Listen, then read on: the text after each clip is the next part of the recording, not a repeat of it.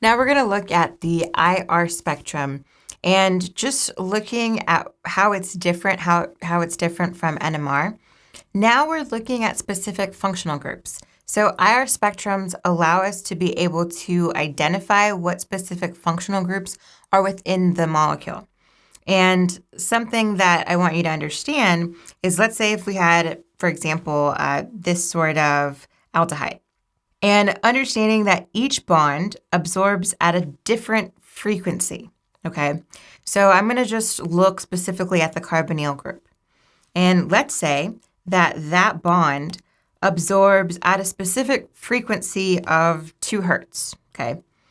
And what we're essentially looking at here, if we were to put this sample in the machine, well, I want you to think of this double bond or this bond overall. It's kind of like a spring.